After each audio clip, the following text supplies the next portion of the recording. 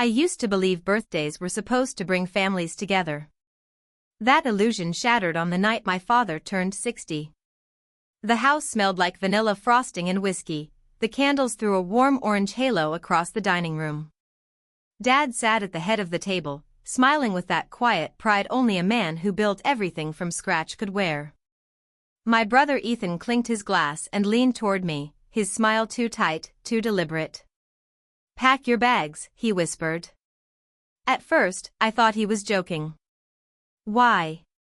I laughed, but his eyes didn't move. "Because after tonight, you're done here." Those 7 words landed like a stone in my throat. The chatter around the table, Dad's laughter, the clinking of silverware, blurred into background noise. Ethan's hand brushed the envelope on the table near Dad's plate, and I caught a glimpse of the company logo printed across it, the company Dad built. The one Ethan had somehow taken over after Mom died. Something in me froze. He wasn't warning me, he was threatening me. After the cake, I went to the kitchen to breathe.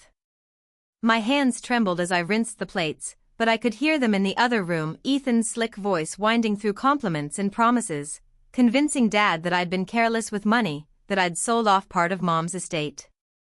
Lies. All of it. That night I didn't sleep. The walls of my childhood room felt smaller, the silence heavier. I kept replaying Ethan's words.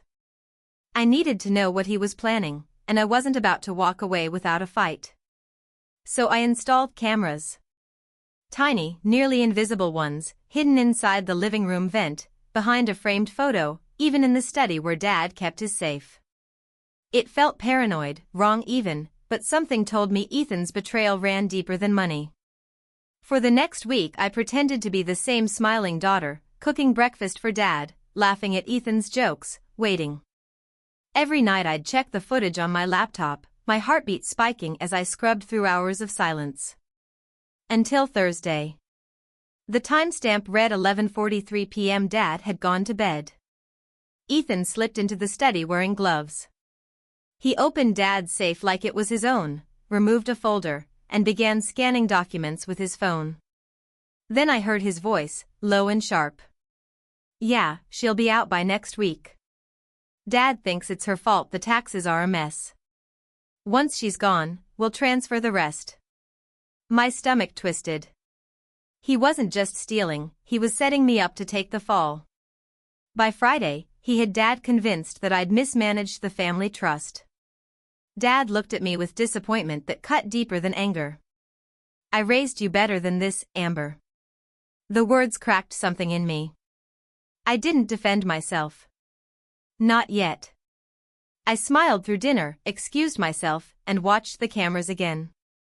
Ethan met with a lawyer Saturday morning.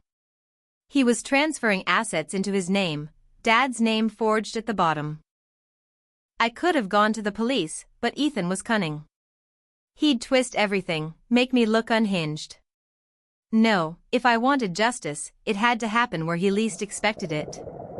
And there was one chance left, Dad's small birthday gathering the following weekend, where the whole family and business partners would be present for the official handover. I spent 3 nights editing the footage, cutting nothing, keeping every sound, every incriminating word. Then I loaded it onto a presentation drive labeled Family Memories. The following Saturday, sunlight poured through the wide windows. Laughter filled the living room again, cousins, uncles, old colleagues. Dad looked happier. Ethan stood beside him in a new suit, his hand gripping a champagne glass like a trophy. "Before we begin," he announced, "Dad and I want to share something special." He began thanking people, performing humility with that rehearsed grin. Then he turned to me, pretending kindness. And of course, to my sister Amber, who's taking some time away to get things sorted. "We wish her the best." The guests murmured polite smiles. My pulse roared in my ears. That was my cue. "Actually," I said, stepping forward, "before we toast, I'd like to play a short video. For Dad." Ethan's face barely twitched, but I caught the flicker of panic behind his eyes. I plugged in the drive. The lights dimmed. The screen came alive, Not with family photos, but with the black and white footage from the study. Ethan's voice filled the room. Yeah, she'll be out by next week. Dad thinks it's her fault. Gasps rippled across the room. He lunged for the plug, but I stepped in front of him. Sit down, Ethan. The footage kept rolling, him forging Dad's signature, transferring funds, mocking Dad's memory of Mom. By the time it ended, the room was silent except for Dad's ragged breathing. He turned to Ethan, his eyes hollow. You did this? Ethan stammered, she edited it. She's lying.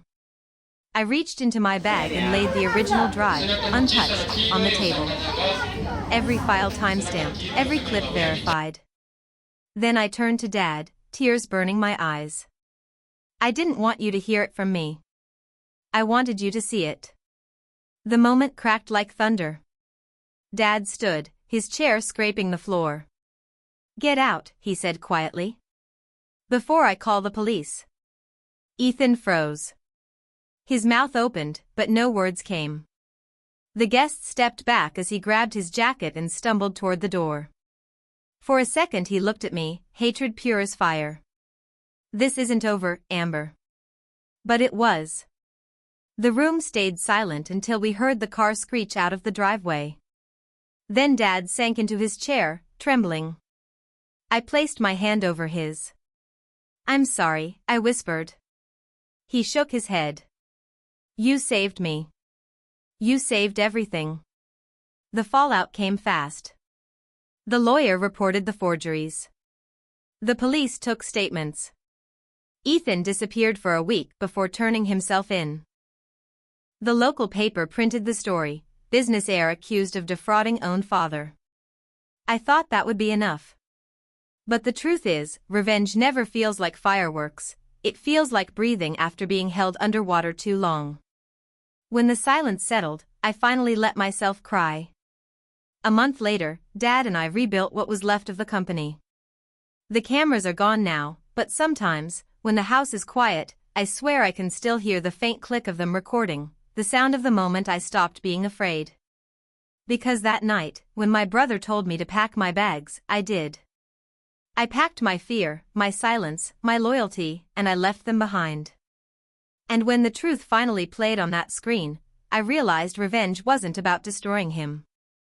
It was about finally being seen.